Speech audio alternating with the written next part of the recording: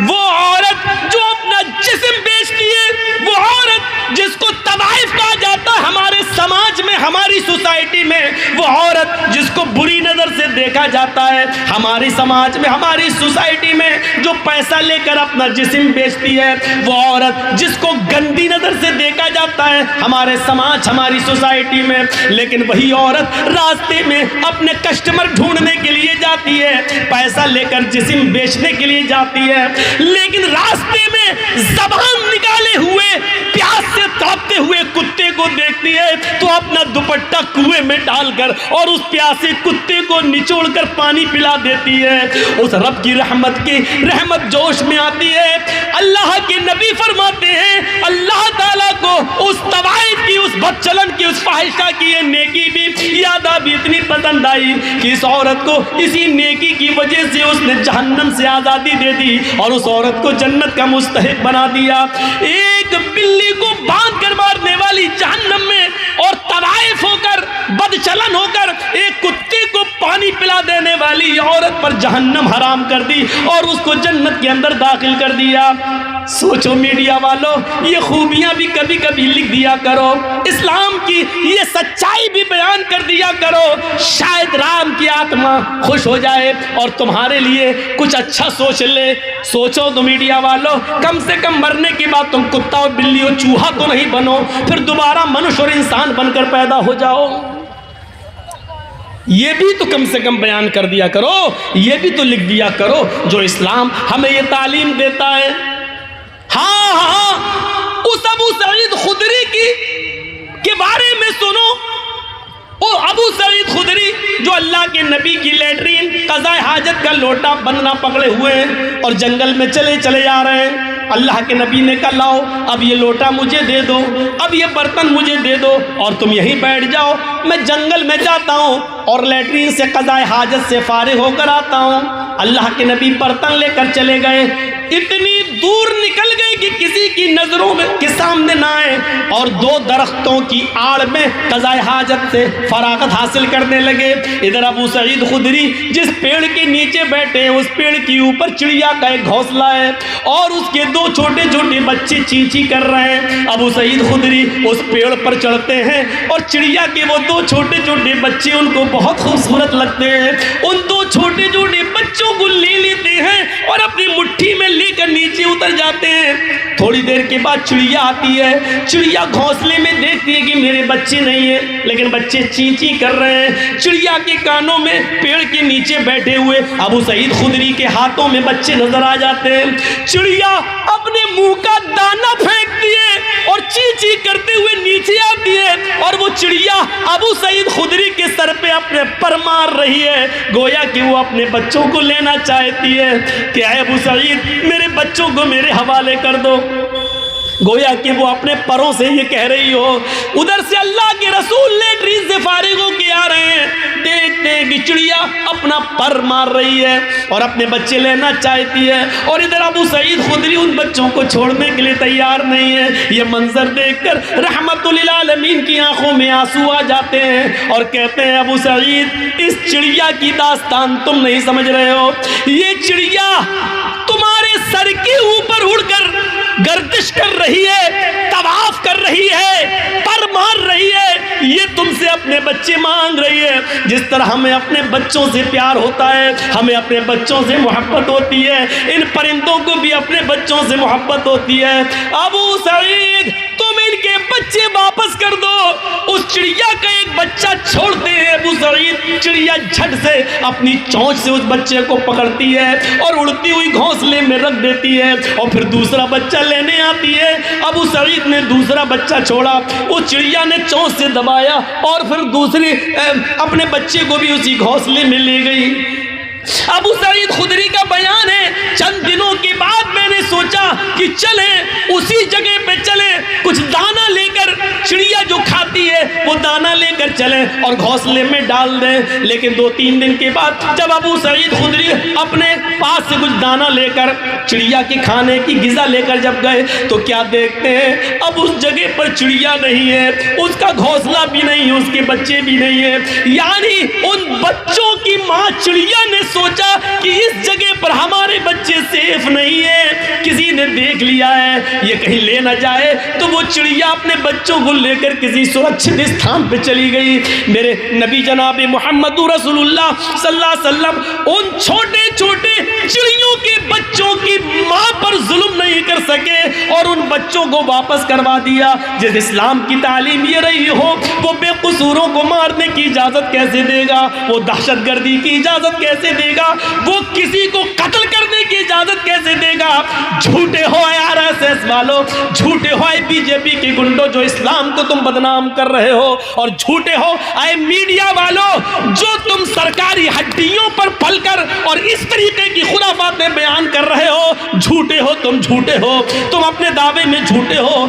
तुम्हें परमेश्वर ही निपटेगा, तुम्हें तुम्हारे राम ही निपटेंगे, तुम अपने धर्म के मुताबिक तुम सच्ची सच्ची सजा पाओगे। अगर तुम सच्चे हो तो मनुष्य बनोगे, और झूठे हो तो इंतजार करो कि मरने के बाद कुत्ता बिल्ली चूहा बंदर न बना दिए जाओ। यह सूरत हाल हमारी, हम अपने मुआशरे में नजर डालें। अल्लाह के रसूल सल्लल्लाहु अलैहि वसल्लम एक अंसारी के बाग में चले जाते हैं, भूखे, आपके साथ आपके सहाबा भी हैं। उस अंसारी ने जल्दी से खजूर पेश कर दिए और अल्लाह के नबी को बिठा दिया। अल्लाह के नबी खजूर उठाते हैं, एक खजूर अपने मुंह तक ले जाते हैं, अभी खाते नहीं है, खजूर का टुकड़ा है, मुंह तक ले जाते हैं कि अचानक नजर पड़ती है एक ऊंट अपना सर नीचे किए हुए डाले हुए है। उसी बाग में एक ऊंट अपना सर नीचे किए हुए डाले है। अल्लाह के रसूल ने खजूर रख दिया और उस ऊंट के पास चले गए। जैसे ही उस ऊंट के सर पे अपना हाथ फेरा, होता है आप लोग अपने कुर्बानी के जानवरों पर हाथ फेरते हैं प्यार में, अल्लाह के रसूल ने जैसे ही उस ऊंट के सर पे अपना हाथ फेरा, उस ऊंट ने अपनी लंबी गर्दन अल्लाह के रसूल के सीने से लगा दी और उस ऊंट के आंखों से आंसू बह पड़े। अल्लाह के रसूल सल्लल्लाहु अलैहि वसल्लम को उस वक्त अल्लाह ने बज़रिए जिब्रील बता दिया। जैसे ही ऊंट ने आपने हाथ फेरा, ऊंट ने अपना सर नबी के सीने से लगा दिया, रोना शुरू कर दिया। ऊंट के रोने को देखकर नबी का रोना शुरू हो गया और अल्लाह के रसूल ने पूछा, मन रब्बु हाज़ल जमल, इस ऊंट का मालिक कौन है? उधर से आवाज आती उस अंसारी से, अंसारी ने, अल्लाह के रसूल ये ऊंट मेरा है। आपने कहा इधर आओ। जी कहिए अल्लाह के रसूल, क्या बात?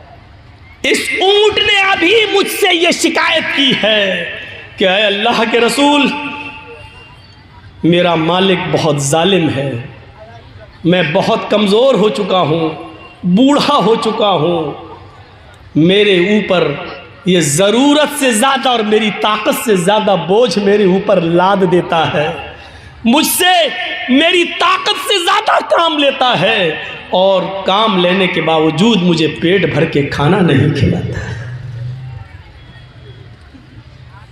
जितनी ताकत तुम इस ऊंट के ऊपर रखते हो, अल्लाह रब्बुल आलमीन उससे कहीं ज़्यादा ताकत तुम्हारे ऊपर रखता है। डरो अल्लाह से। हाय हाय हाय, ऊंट की ज़बान समझने वाले हमारे आका, ऊंट की ज़बान समझने वाले हमारे नबी ये बर्दाश्त नहीं कर सके कि इस ऊंट के ऊपर उसकी ताकत से ज़्यादा सामान लादा जाए और फिर पेट भर के उसको खाना ना खिलाया जाए।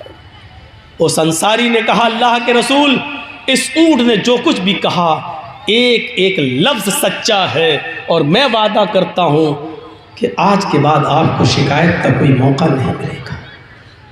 आपने कहा, मैं उस वक्त तक तुम्हारे खजूर नहीं खाऊंगा जब तक कि मेरे आंखों के सामने इस ऊंट का पेट ना भर दो, उसको पूरा पेट भर के खाना ना खिला दो। हमारा वो नबी जो ऊंट की भूख बर्दाश्त न कर सके, वो गरीबों, यतीमों, मिस्कीनों, बेवाओं, पसमानदों और कमजोरों को भूखा मरते हुए कैसे देख सकता है? ये रहमत है जनाब मोहम्मद रसूलुल्लाह, और इस्लाम की खुसूसियत है इस रहमत से सबक हासिल करो। कुरान चीख चीख कर कहता है, या अय्युहल्लज़ीना आमनू उदखुलू फिस्सिल्मि काफ़ा, आए ईमान वालों तुम इस्लाम के अंदर पूरे के पूरे दाखिल हो जाओ।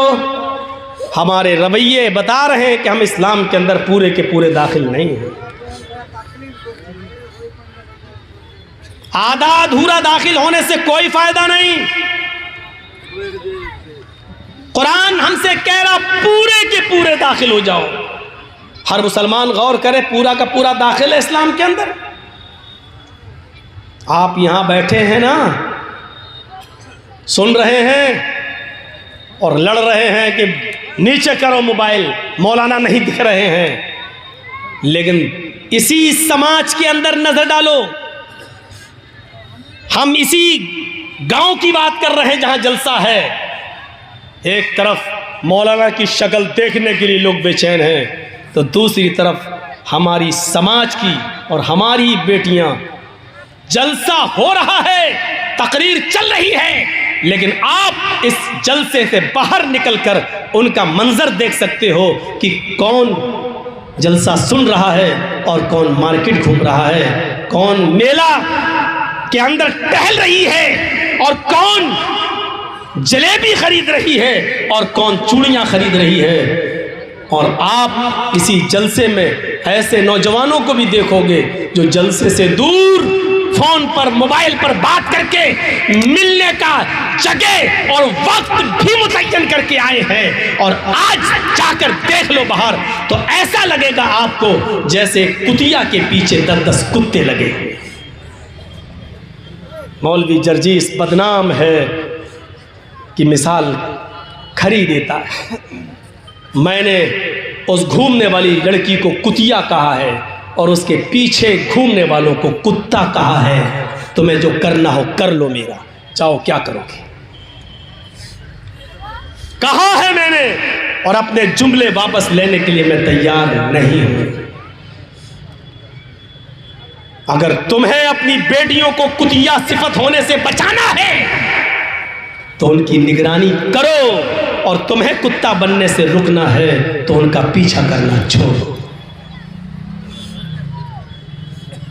कहूंगा मैं, और अल्लाह की कसम अपने जुमलों पर हमें कोई पछतावा नहीं है, कोई फिक्र नहीं है कि कौन क्या सोचेगा मेरे बारे में। हर इंसान अपनी सोच में आजाद है, सोच में भी आजाद है, सोच सकता है जो कुछ सोचना हो उसको। एक तरफ हाल यह है कि लोग कुरान और हदीस सुनने के लिए बेचैन हैं, चैनल वालों से लड़ने के लिए तैयार हैं, तो दूसरी तरफ ये मंजर भी है, हमें अपनी सोच बदलना पड़ेगी। इस्लाम के नियम और कानून को पूरी तरीके से फॉलो करना पड़ेगा, चाहे हमारी समझ में आए या ना आए। हमें इस्लाम के अंदर पूरा का पूरा दाखिल होना पड़ेगा। 2-4 नमाजें पढ़ लेने से हम मुसलमान नहीं हैं, 2-4 रोजे रख लेने से हम मुसलमान नहीं हैं। माफ कीजिएगा, बहुत सख्त मिसाल दे रहा हूं, 2-4 इबादतें कर लेने से आप मुसलमान नहीं कहलाए जाएंगे। कल की तकरीर में कहा, आज भी कह रहा हूं, 2-4 इबादतें कर लेने से आप मुसलमान नहीं होंगे। ये खंबा है, मान लीजिए बिजली का एक पोल लगा हुआ है, मान लीजिए कोई खंबा लगा हुआ है और उसी खंबे के पास आम का एक पेड़ लगा हुआ है। सख्त हवा चलती है, सख्त आंधी आती है, और उस तेज हवा से आम के चंद पत्ते टूटकर इस बल्ली पे लटक जाते हैं, चिपक जाते हैं, या बिजली के खंबे से चिपक जाते हैं। हवा चली, आम के पत्ते टूटे, उस पेड़ से पत्ते टूटकर बिजली के खंबे पर लग गए, तो आप उस बिजली के खंबे को क्या कहोगे? आम का पेड़? नहीं कहोगे। मौलाना जर्जीस कहता है कि वो आम का पेड़ है, आप कहोगे कैसे? देखिए आम के पत्ते लगे हुए हैं उस पर। आप कहोगे साहब आम के पत्ते सिर्फ ऊपर लगे हैं, उसकी जड़ तो आम की नहीं है, वो बिजली का खंबा ही रहेगा। नहीं, मैं कह रहा हूं आम का पेड़ है, इसलिए कि आम के पेड़ पर पत्ते लगते हैं, बिजली के खंबे पर भी पत्ते लगे हैं। आप कहेंगे मौलवी जर्जीस पागल हो गया है, रांची ले जाओ, इसका इलाज कराओ। अरे बिजली के खंबे पर आम के चंद पत्ते चिपक जाने से बिजली का खंबा आम का पेड़ कैसे हो सकता है? तो मैं भी आपसे यही कहना चाहता हूं कि एक इंसान 2-4 नमाजें पढ़ लेने से, 2-4 इबादतें कर लेने से, 2-4 फकीरों को खाना खिला देने से, 2-4 अच्छे काम कर देने से पूरा मुसलमान कैसे हो सकता है? जब बिजली का खंबा आम के चंद पत्तों की वजह से आम का पेड़ नहीं हो सकता है। आम का पेड़ तभी होगा जब उसकी बुनियाद, उसकी जड़ भी आम की हो, उसका तना भी आम का हो, उसकी शाखाएं आम की हो, उसके पत्ते भी आम के हो और उस आम के पेड़ में आम का फल भी लग रहा हो, तब आप उसको आम का पेड़ कहेंगे।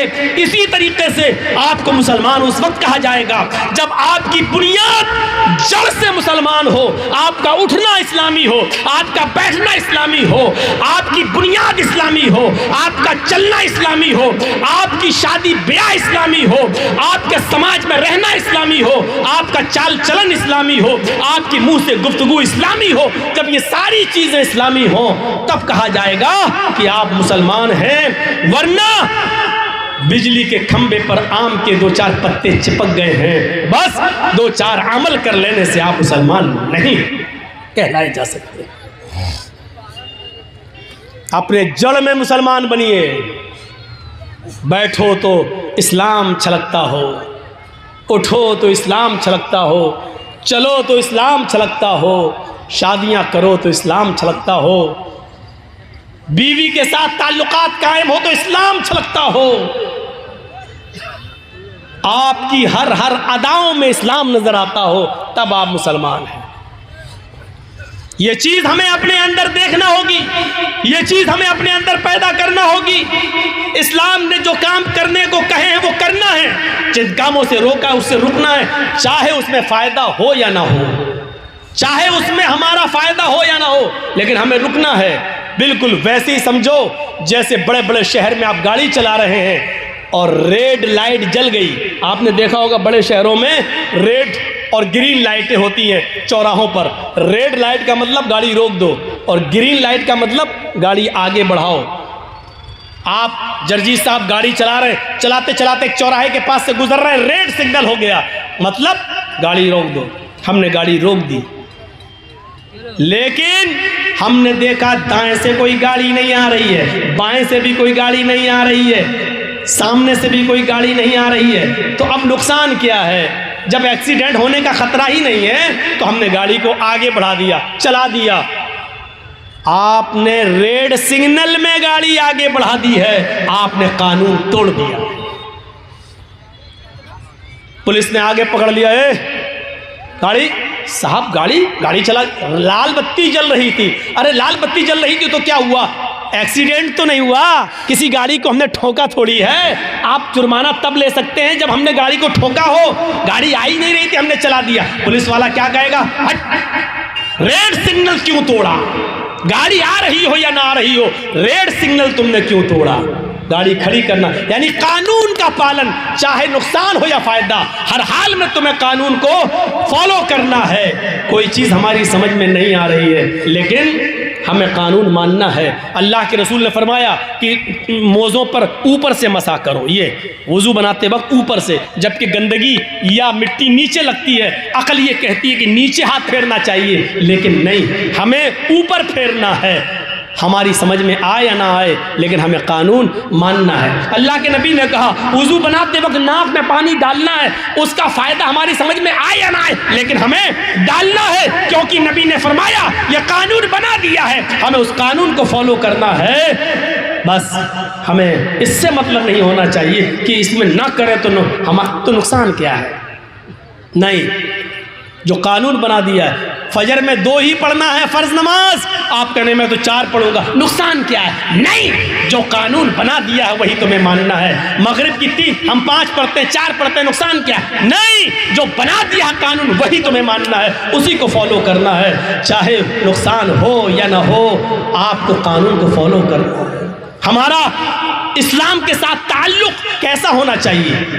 एक पानी का बर्तन है, उसमें पत्थर डाल दिया, 2 दिन के बाद आइए पत्थर को निकाल के फेंकेंगे, पत्थर पानी से अलग हो जाएगा।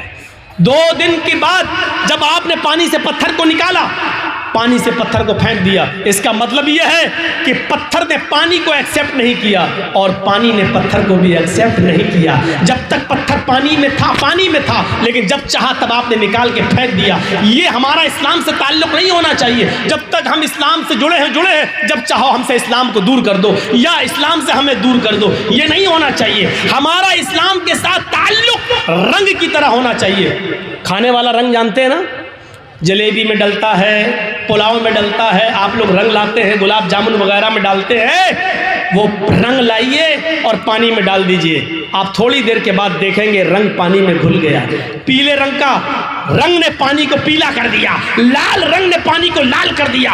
अब आप रंग से पानी को अलग करना चाहें तो नहीं होगा, पानी से रंग को अलग करना चाहें तो नहीं होगा।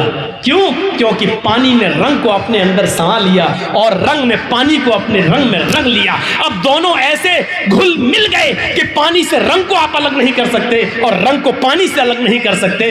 यही ताल्लुक हमारा इस्लाम के साथ होना चाहिए। इस्लाम में हम ऐसे घुल जाएं, इस्लाम में हम ऐसे जज्ब हो जाए कि हमसे इस्लाम को दूर किया जाए तो ना हो सके और इस्लाम को हमसे दूर किया जाए तो ना हो सके। हमारी सांस, आखिरी सांस तक इस्लाम रहे, आखिरी सांस तक, मरते दम तक हमारी जबान से यही निकले, ला इलाहा इल्लल्लाह, ला इलाहा इल्लल्लाह। ना हमको इस्लाम से दूर किया जा सके, ना इस्लाम को हमसे दूर किया जा सके।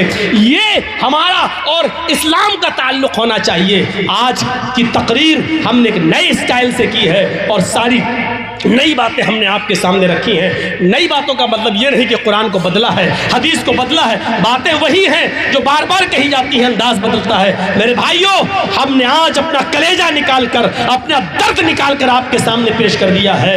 आज के बाद चैनल वाले अपना रवैया बदलें और सुनने वाले भी अपना रवैया बदलें। इस्लाम के अंदर पूरे के पूरे दाखिल हो जाएं, ऐसे दाखिल हों कि इस्लाम को हमसे और हमसे इस्लाम को कोई भी दूर करने की कोशिश करे तो नहीं कर सके। जैसे हजरत सुमैया को अबू जहल ने कहा इस्लाम छोड़ दे, उसने कहा नहीं छोड़ेंगे। उसने नेज़ा लिया और सुमैया की शर्मगाह में दाखिल कर दिया। चीखी सब्बित क़दमी अला दीनिक या अरहमर राहिमीन, ऐ अल्लाह मुझसे मेरा दीन मत छीनना, ये मुझे तकलीफ़ें दे रहा है, कहीं इसकी दी हुई तकलीफ़ें मुझे मेरे दीन से दूर न कर दें, साबित कदम रखना।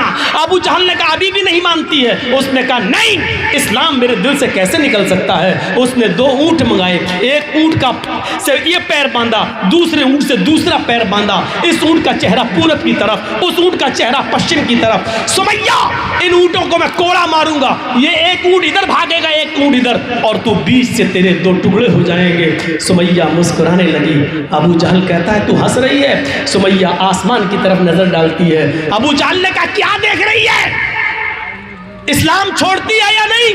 सुमैया ने आसमान से नजरें उठाकर अबू जहल के चेहरे को देखा और कहा अबू जहल, जन्नत देखकर भी कोई उसकी नेमतों से मुकर सकता है क्या? कहा मैं इन ऊँटों को भगा रहा हूं। कहती है चीख कर अबू जहल शौक से भगा इन ऊँटों को। जितनी देर तू इन ऊँटों को भगाने में लगा रहा है, उतनी देर मुझे अल्लाह की जन्नत में जाने में लग रही है। जितनी जल्दी तू इन ऊँटों को भगा देगा, उतनी जल्दी मैं जन्नत में दाखिल हो जाऊंगी। मेरे भाइयों, अबू जहल ने ऊँटों को कोड़े मारे और सुमैया के 2 टुकड़े हो गए। यानी आखिरी दम तक सुमैया से इस्लाम नहीं निकाला जा सका और इस्लाम से सुमैया अलग नहीं हुई। ये ताल्लुक़ हमारा इस्लाम के साथ होना चाहिए। हमसे कितनी ही मुसीबतें आएँ, ना इस्लाम हमसे दूर हो, ना हम इस्लाम से दूर हों। उठना बैठना, एक गौर करो, अपने बच्चों को तालीम दो इस्लामी। अल्लाह के नबी ने फरमाया जब बच्चा 7 साल का हो नमाज का हुक्म दो, ना पढ़े कोई बात नहीं, लेकिन ले जाओ पढ़ाओ, और जब 10 साल का हो जाए नमाज ना पढ़े तो उसको मारो, मार मार के ले जाओ। हदीस अपने बच्चों को तालीम दो। मुस्तद अहमद की रिवायत है, एक सहाबिया औरत है, कहती हमारे घर में जब बच्चा पैदा होता है तो बच्चा जब पेशाब करता था तो मैं पानी का एक बर्तन उसके ऊपर डाल देती थी। बच्चा पेशाब करता तो पानी से उसको धो देती, उसकी शर्मगाह पर पानी डाल देती थी। जब बच्चा पहले दिन चलने के लायक हुआ, पहला दिन जब बच्चा चलने लगा, पहले दिन जब खड़ा हुआ और मेरे बच्चे को जब पेशाब की ज़रूरत हुई तो मैंने अपने बच्चे से ये नहीं कहा बेटा पानी लेके जाओ, चूँकि अब तक मैंने उसकी आदत डाल दी थी। बच्चा जिस दिन चलने के लायक हुआ उसी दिन पानी का बर्तन लेके जाने लगा और पेशाब करके अपनी शर्मगाह पे पानी डालने लगा। मैंने अपने छोटे से 1 साल के उस 1.5 साल के बच्चे को देखा जो अपनी शर्मगाह पर अपने हाथ से पानी डाल रहा है। हालांकि उसको इस्तिंजा करना नहीं आता है, उसको पेशाब करके धोना नहीं आता है, इस्तिंजा कैसे किया जाए उसको नहीं मालूम, लेकिन मैंने अपने बच्चे को अपनी शर्मगाह पे पानी डालते हुए देखा। मैंने कहा फुज़्तु बिरब्बिल काबा, अल्लाह की कसम में कामयाब हो गई, अल्लाह की कसम में कामयाब हो गई। मैं अपने बच्चे को जैसा बनाना चाहती थी मैंने अपने बच्चे को इस्लामी माहौल में डाल दिया। ये उस औरत ने चीख कर कहा अल्लाह की कसम में कामयाब हो गई।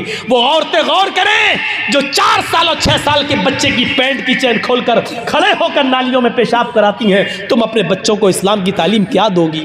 तुम अपने बच्चों को क्या बनाओगी? जबकि तुम्हारे शौहर BA और MA करने के बाद, PhD करने के बाद, MBBS करने के बाद खुद गधे और कुत्तों की तरह खड़े होकर पेशाब कर रहे हैं। तुम अपनी औलाद को बैठकर इस्तिंजा करने की तालीम क्या दोगी? उस सहाबिया से सीखो। इस्लाम के अंदर हमें पूरे के पूरे दाखिल होना है। उम्मीद है इंशाअल्लाह आज का हमारा ये बयान, आज की हमारी ये तकरीर हमारी ज़िंदगियों में इनकलाब पैदा करेगी और हम अपने मुआशरे में इस्लाम को पूरी तरीके से नाफिज करेंगे। बहुत थका हुआ था, कई दिनों से मुसलसल प्रोग्राम, और कल भी किशनगंज के इलाके में पौवा खाली में जाना है। तो मेरे भाइयों परेशान हूँ, थका हुआ हूँ, फिर भी मैंने आपका 1.25 घंटा ले लिया है। अल्लाह से हम दुआ करते हैं कि बार इलाह हमारी ख़ताओं को माफ़ फरमा दे, हमारे गुनाहों को बख्श दे, हमें इस्लाम के अंदर पूरा का पूरा दाखिल फरमा दे। जब तक तू हमें ज़िंदा रख, इस्लाम में ज़िंदा रखना, और जब हमारा ख़ात्मा हो तो इस्लाम में हमारा ईमान पर हमारा ख़ात्मा फरमाना। और आए बार इलाह हम तमाम मुसलमानों को हनफी, बरेलवी, शिया, सुन्नी, अहले हदीस इन झगड़ों से निकाल कर हमें सबको इत्तेफाक इत्तेहाद के प्लेटफार्म पर कायम कर दे, और हमें मिलकर चुनाव हो या कोई भी मौका हो हमें इत्तेहाद और इत्तेफाक के साथ एक जगह जमा होने की तौफीक अता फरमा। बार इलाह फिर से दुआ करता हूँ कि जब तक ज़िंदा रख, इस्लाम पर रखना, ख़ात्मा हो तो ईमान पर फरमाना। वमा अलैना इल्लल बलागुल मुबीन व आखिरु दावाना अनिल हम्दुलिल्लाहि रब्बिल आलमीन। जिन लोगों ने अभी तक ताउन नहीं किया या मज़ीद